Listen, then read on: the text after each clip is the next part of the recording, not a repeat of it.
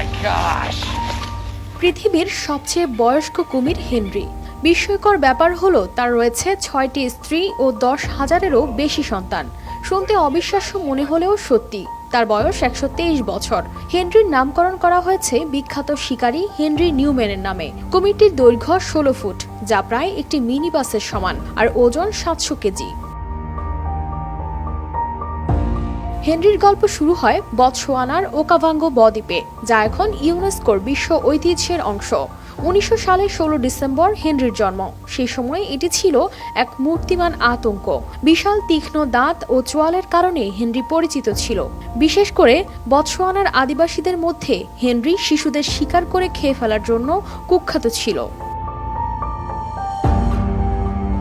আদিবাসীরা বহুবার চেষ্টা করেছে হেনরিকে ধরার জন্য।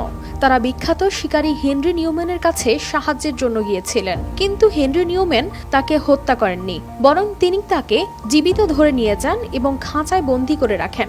এই ঘটনা ঘটে 19 শতকের গোড়ার দিকে।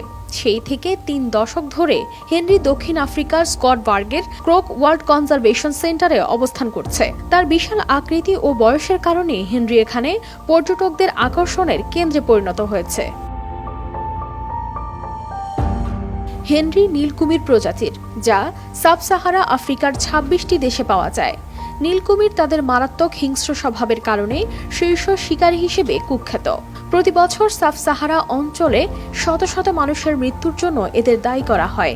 এই অবাক করা কুমিরের জীবনযাত্রা শুধু এখানেই থেমে নেই। হেনরিকে বিশ্বাস করা হয় বিশ্বের সবচেয়ে বয়স্ক জীবিত কুমির হিসেবে। তবে এর চেয়ে বড় কুমিরও আছে, ক্যাসিয়াস নামে, যা বাস করে অস্ট্রেলিয়ায়। কিন্তু হেনরি তার বয়সের জন্যই বিশেষভাবে পরিচিত। 6 স্ত্রী ও 10,000 সন্তান আর এক অনন্ত জীবনের রহস্য নিয়ে আজও বেঁচে আছে হেনরি। প্রকৃতির রহস্যময় জগতে এমন গল্প হয়তো আরও অনেক আছে, যা এখনো উন্মোচন হয়নি। কানিস ফাতেমা শিমু, RTV।